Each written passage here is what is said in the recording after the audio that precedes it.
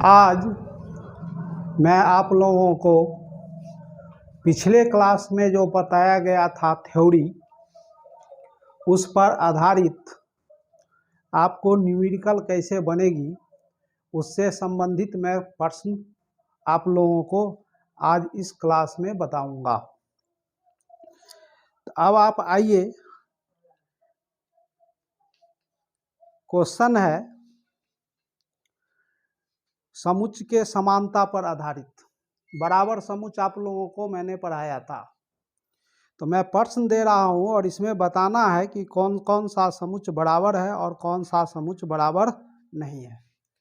तो अब आप आइए क्वेश्चन नंबर 1।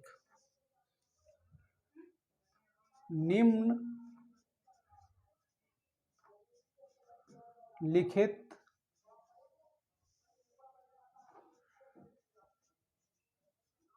समुच्चयों में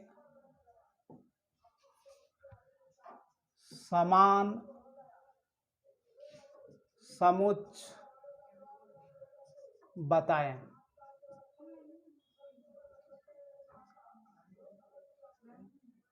ए बराबर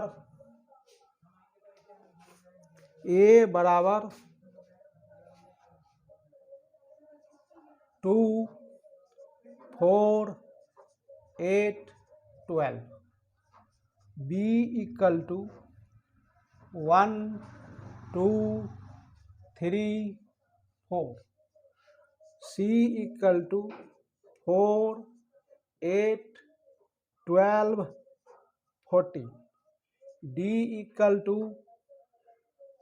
3, 1, 4, 2, E equal to -1, 1, F equal to 0, 9, G equal to 1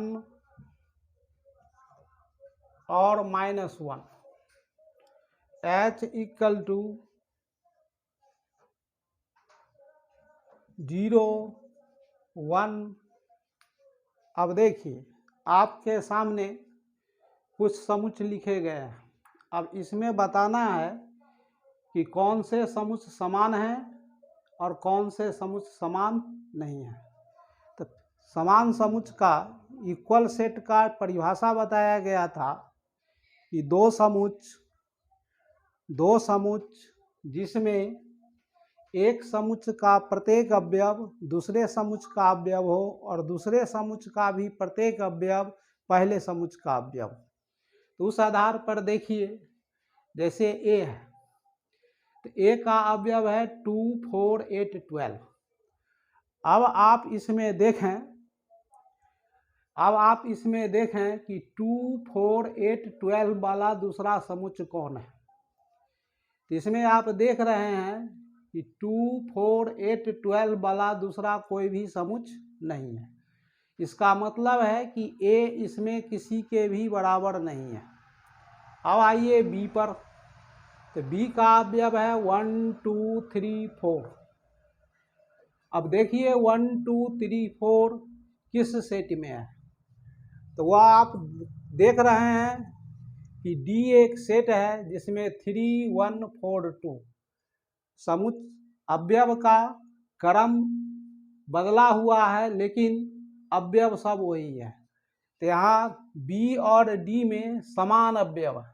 जो अवयव बी में है वही अवयव डी में है और जो अवयव डी में है वही अवयव बी में है। तो इसलिए यहाँ एक पेयर हो गया समुच्चय बी बराबर डी। समुच्चय बी बराबर डी, एक सेट। अब आप सी पर आइए। सी के अवयव हैं 4, 8, 12, 14। अब 4, 8, 12, 14 आप अदर सेट में खोजिए। अब 4, 8, 12, 14 किसी भी अदर सेट का सदस्य नहीं है, एलिमेंट नहीं है। तो सी इसमें किसी के भी बराबर नहीं है। अब आइए ई पर। अब ई में दो अवयव हैं, -1 और 1। अब इसको आप खोजिए कि किस सेट में 1 और -1 है। तो आपके सामने वह सेट है जी। तो ई और जी में देखिए दोनों में समान अवयव है, तो यहाँ अब ई बराबर जी। अब इसके अलावे कोई भी समुच्चय एक दूसरे के बराबर नहीं है, तो इसका आंसर हो गया बी बराबर डी और ई बराबर जी। अब यह एक क्वेश्चन हो गई। अब फिर हमको बताना है कि ए बराबर बी है कि नहीं। क्वेश्चन नंबर 2, निम्नलिखित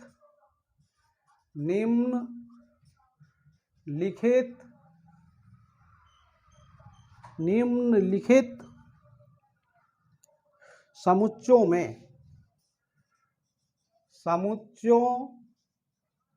में ए बराबर बी है या नहीं, यही प्रश्न है, यही हमारी प्रश्न है। अब number one A equal to 4, 8, 12, 16 and B equal to 8, 4, 16, 14। अब number 2 A equal to x such that x 10 का गुणज है, x सच डेट x 10 का गुणज है, और इसी में अब b है 10, 15, 20, 25, 30 ... अब तीसरा प्रश्न है इसमें a इक्वल टू 2, 4, 6, 8, 10, 2, 4, 6, 8, 10 और b equal to x such that x समधन पूर्णांक है, समधन पूर्णांक है तथा x less than equal to 10। अब चौथा क्वेश्चन है 4 number a equal to a b c d and b equal to d c b a। 5 number a equal to 2, 3 and b equal to x such that x squared minus 5x 6 equal to 0। अब आपके सामने इसमें 5 question है, पांचों में बताना है, सभी क्वेश्चन में बताइए कि ए और बी बराबर है कि नहीं। तो आंसर में आइए क्वेश्चन 1 का 1, ए का एलिमेंट देखिए 4, 8, 12, 16। अब बी का एलिमेंट देखिए 4a में भी है 4b में भी है, 8a में भी है 8b में भी है, 12a का अवयव है लेकिन 12b का अवयव नहीं है। तो एक अवयव भी डिफरेंट होगा तो यह बराबर नहीं होगा। तो आप देख रहे हैं कि इसका 12 बी का अवयव नहीं है और बी का 14 ए का अवयव नहीं है, इसलिए अब यहां से आया 12 बिलोंग से इम्प्लाइज 12 नॉट बिलोंग्स बी, इसलिए A does not equal to B, A और बी बराबर नहीं है। अब दूसरा 10 का गुणज, तो 10 का मल्टीपल आप लिखिए, 10 को 1 से गुना कीजिए, 2 से, 3 से, 4 से, 5 से गुना करके आप लिखते जाइए, वह 10 का गुणज हो जाएगा। तो ए बराबर यहाँ आ जाएगा 10, 20, 30, 40 डॉट डॉट। और बी का आपका दिया है 10, 15, 20, 25, 30, 35, 40 डॉट डॉट। अब इसमें देखिए ए और बी को, तो ए के प्रत्येक एलिमेंट, ए का प्रत्येक अवयव बी का अवयव है, लेकिन बी का प्रत्येक अवयव ए का अवयव नहीं है। जैसे बी का एलिमेंट है 15 जो ए में नहीं है, 25 ए का एलिमेंट नहीं है, 35 ए का एलिमेंट नहीं है। तो दोनों में सेम अवयव नहीं है, ए का सब बी में है लेकिन बी का सब ए में नहीं है। तो कारण लिख दीजिए, चूंकि 15 belongs B implies 15 not belongs A, इसलिए A does not equal to B. अब तीसरा पर आइए, तो ए इक्वल टू दिया आपको 2, 4, 6, 8 और 10। बी में आइए, बी में कहता है समधन पूर्णांक, इवन पॉजिटिव इंटीजर। तो समधन पूर्णांक इवन पॉजिटिव इंटीजर जो 2 से डिविजिबल होगा, 2 से अगर डिविजिबल है तो वह समधन है, समधन पूर्णांक होगा। 2 से डिविजिबल नहीं है तो वह विषम होगा। तो 10 और 10 से छोटा, x less than equal to 10, 10 और 10 से छोटा पॉजिटिव इवन नंबर आप लीजिए। तो 10 से छोटा पॉजिटिव नंबर, पॉजिटिव इवन, तो 2, 4, 6, 8 और 10। चूंकि यहाँ इक्वल 10 लगा हुआ है, इसमें 10 काउंट होगा। अब दोनों सेट को देखिए, जो ए का एलिमेंट है वह बी का है, जो बी का एलिमेंट है वह ए का है। तो दोनों में सेम एलिमेंट है, इसलिए अब ए बराबर क्या होगी, बी। अब आइए 4 नंबर, 4 में भी आप देखिए जो ए के एलिमेंट हैं वही एलिमेंट बी के हैं, सिर्फ क्रम इसका ऑर्डर चेंज है, और जो बी के एलिमेंट हैं वही एलिमेंट ए के हैं। तो 4 में भी ए इक्वल टू बी। अब आइए आप 5, तो ए में है 2 और 3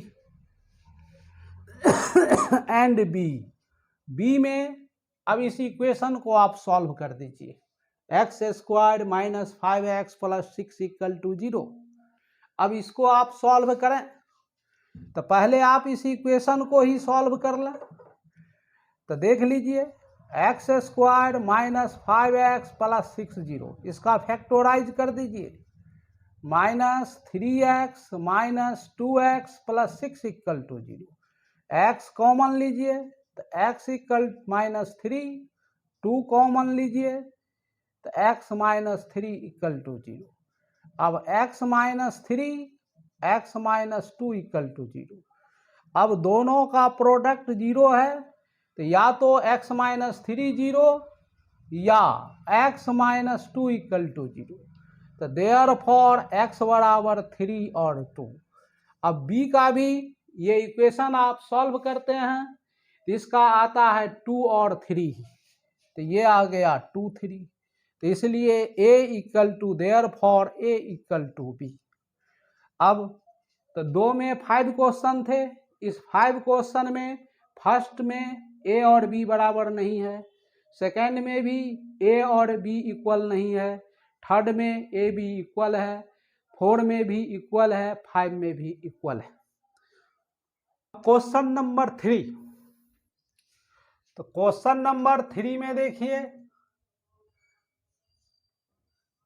इसमें बताना है कि कौन सा रिक्त समुच्चय है, कौन सा एकल समुच्चय है, कौन सा युग्म समुच्चय है। तो निम्न लिखित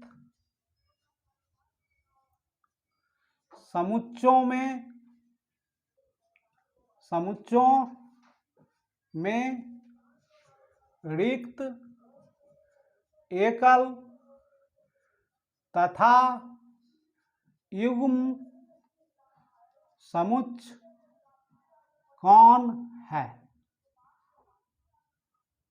कौन है? अब देखिए, A equal to x such that x such that 2x equal to 10, comma x squared minus 7x plus 10 equal to 0. B, x such that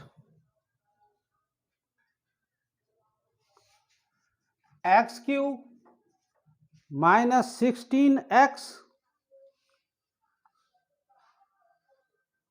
x squared minus 16x plus 55 equal to 0 and x squared equal to 25. x squared equal to 25. C equal to x such that x greater than equal to minus 1 by 2 and less than equal to 1 by 2, और D equal to x such that x greater than equal to 4 x square greater than equal to 0 और less than equal to 1. अब देखिए, अब इसमें आपको 4 set लिखा हुआ है। अब इसमें कौन सा है रिक्त समुच्चय, कौन सा है एकल समुच्चय और कौन सा है युग्म समुच्चय, ये आपको बताना है, ये आपको बताना है। तो इसमें देखिए, तो ए के अंतर्गत 2 इक्वेशन है। अब दोनों इक्वेशन को आप सॉल्व कीजिए, दोनों इक्वेशन को सॉल्व कीजिए। तो फॉर ए, तो यहां से 2x बराबर 10, तो x बराबर 10 by 2 equal to 5, equal to 5, और x square minus 7x 10 equal to 0। अब इसका फैक्टोराइज कीजिए, minus 5x minus 2x 10 equal to 0। x आप कॉमन ले लें तो x माइनस 5, 2 कॉमन लें, x माइनस 5 0। अब x माइनस 5 कॉमन लीजिए तो x माइनस 2। अब दोनों का प्रोडक्ट 0 है तो कोई एक अवश्य 0 होगा, तो इसलिए x माइनस 5 0 एंड और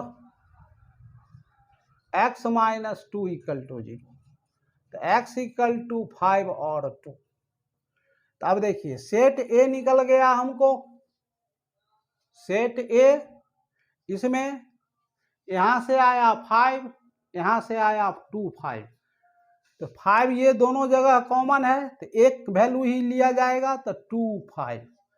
अब इसमें देखिए, अब ए में कितने सदस्य हैं, तो 2 सदस्य हैं, और 2 सदस्य वाले को हम लोग तो एन ए बराबर 2, तो इसलिए ए बराबर हो गया कौन समुच्चय, युग्म समुच्चय, ए बराबर युग्म समुच्चय।